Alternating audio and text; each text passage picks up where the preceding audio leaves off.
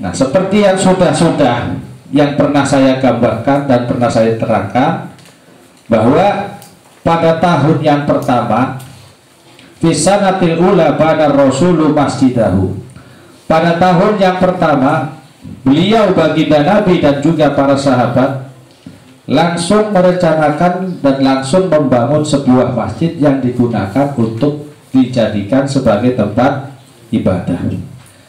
Ya, masjid itu nanti kita kenal dengan nama Masjid Nabawi. Ya, jadi pada tahun yang pertama ketika di Madinah beliau mulai membangun masjid.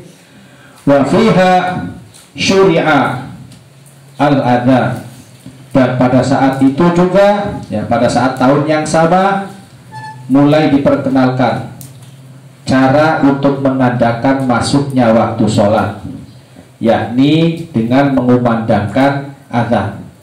Jadi adzan itu yang mulai diperkenalkan pada saat beliau hijrah di Madinah, yang mana pada waktu itu sudah dijelaskan dalam pertemuan yang sebelumnya. Para sahabat termasuk juga dengan Kanjeng Nabi berdiskusi seputar waktu di dalam menandakan masuknya waktu sholat. Ya, para sahabat itu banyak mengusulkan. Ya, ada yang mengusulkan menggunakan lonceng, ada yang mengusulkan dengan memasang bendera, ada juga yang menggunakan apa itu, burung ya, atau apapun atau yang lainnya. Ya, cuma pada waktu itu beliau baginda Nabi tidak menyetujui hal-hal tersebut. Ya, kemudian ada seorang sahabat matur ya kepada Kanjeng Nabi Shallallahu Alaihi Wasallam bahwasanya pada saat itu beliau pernah bermimpi dan mendapat satu petunjuk tentang masalah adzan. Artinya di dalam mimpi itu diberitahukan bahwa cara untuk menandakan waktu sholat ya untuk khusus untuk umat Islam adalah salah satunya dengan adzan. Allahu Akbar dan seterusnya. Dan ternyata itu diiyakan oleh Rasulullah Shallallahu Alaihi Wasallam. Jadi begitu dihabarkan kepada Kanjeng Nabi langsung mengatakan bahwa apa yang ada di dalam mimpimu itu adalah satu kenyataan. Artinya bahwa untuk menandakan masuknya waktu sholat antara lain adalah dengan mengumandangkan adzan. Dan itu akhirnya diperkuat lagi dengan mimpi yang dialami oleh Sayyidina Umar bin Khattab, yang mana beliau pun juga sama. Saya juga mengalami itu semalam. Mimpinya ya seperti itu, bahwa untuk menentukan masuknya waktu sholat adalah dengan adzan. Ya udah, akhirnya disepakati adzan sebagai penanda sholat. Nah, tapi di situ khusus untuk waktu subuh, Bilal mengusulkan kepada Kanjeng Nabi agar ditambahi dengan as-sholatu khairun minan naum. Dan itu disepakati, makanya sampai sekarang setiap adzan subuh pasti ditambahi dengan as-sholatu khairun minan naum, untuk mengingatkan bahwa yang tidur-tidur itu agar segera bangun,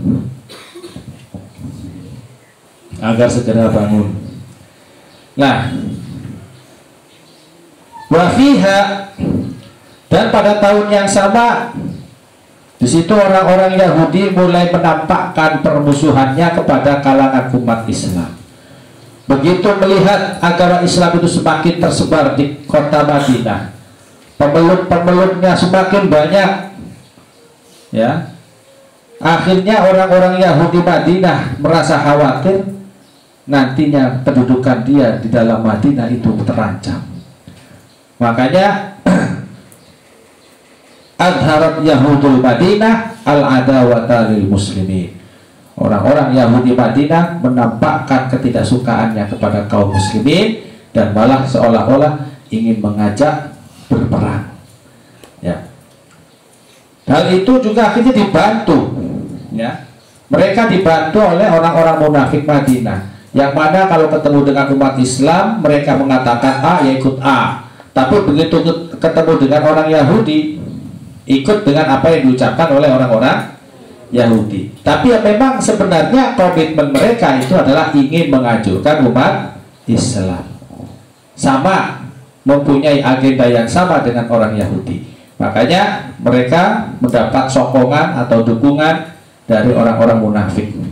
Nah, melihat hal tersebut, Rasulullah langsung membuat satu perjanjian, terutama dengan mereka kalangan orang-orang Yahudi. Nah, di situ terjadi kesepakatan. Walaupun kadang dari apa yang disepakati oleh Rasulullah dan juga orang Yahudi kadang diingkari, karena tidak hanya dengan mereka saja perjanjian itu dibuat, tapi juga bersama dengan golongan orang-orang munafik. Nah, wa fiha arsala ammahu bisariyatin li'tiradi irik li Quraisy. Dan pada saat tahun yang pertama hijrahnya Kanjeng Nabi juga Allah Subhanahu wa taala mulai mengizinkan untuk melaksanakan peperangan terhadap siapa saja yang nyata-nyata ingin mengganggu dakwahnya ajaran-ajaran Islam. Kepada siapa saja yang mengganggu Rasulullah, maka itu harus diperangi. Kepada siapa saja yang mengganggu kegiatan umat Islam, maka itu harus diperangi. Akhirnya itu mendapatkan izin dari Allah Subhanahu wa taala. Maka terjadilah beberapa peperangan di tahun yang pertama setelah hijrahnya Kanjeng Nabi. Di antaranya ada istilah perang Sariyah, ada perang Ghazawat, ya.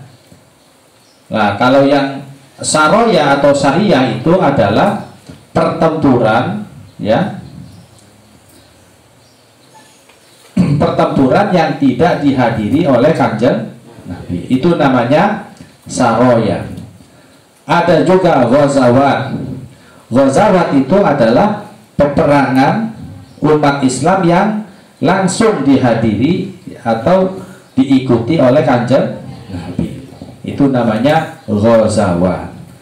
Ya, karena pada saat itu orang-orang Quraisy, meski Kanjeng Nabi dan para sahabat-sahabat itu sudah pindah ke Madinah, tapi mereka selalu memprovokasi, memanas-manasi, sehingga akhirnya di situ diizinkan untuk melakukan peperangan terhadap siapa saja yang memusuhi umat Islam. Bilangan jumlahnya itu adalah untuk Sariyah atau perang yang waktu itu dilaksanakan tanpa kehadiran Kanjeng Nabi adalah jumlahnya sekitar 47 orang. Sedangkan untuk perang Ghazawat, jumlah pasukan yang bertempur pada waktu itu adalah berjumlah 27. Dan di situ juga ya, salah satu saudaranya Rasulullah yang satu susuan, tunggal susuan, yakni yang bernama siapa? Uthman bin Mad'un, ya, sahabat Uthman, ya, beliau meninggal dunia, dan di situ Rasulullah memerintahkan untuk memakamkannya, dan setelah dimakamkan kemudian bagian atas, ya, makam daripada sahabat Utsman itu disirami dengan air oleh Kanjeng Nabi, dan sebagai penanda beliau memerintahkan kepada para sahabatnya untuk meletakkan batu-batu di atas makamnya sahabat Utsman. Nah, ini ya supaya tahu bahwa di situ terdapat kuburan. Nah, jadi dengan cara seperti itu Rasulullah menggambarkan ya di dalam pengurusan jenazah ya seperti itu. Artinya sederhana, tidak terlalu dimewah-mewahkan. Ya, karena ketika beliau memakamkan saudaranya, saudara sesusuannya, ya Rasulullah juga bersikap seperti itu. Tandai dengan menggunakan sebongkah batu.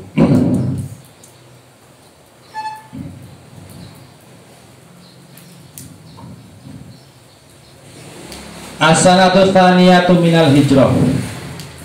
Nah, nanti setelah itu adalah tahun kedua sesudah hijrahnya Kanjeng Nabi. di mana pada tahun yang kedua peperangannya itu juga semakin meluas ya. Dan nanti kita kenal ada satu peristiwa peperangan ya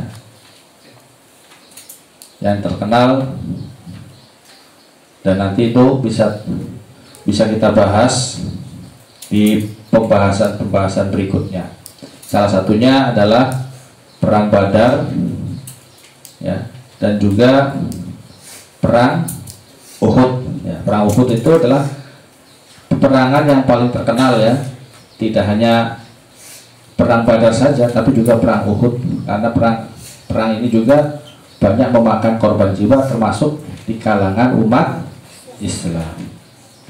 Summa qala wallahu a'lam bishawab. Al-Fatihah.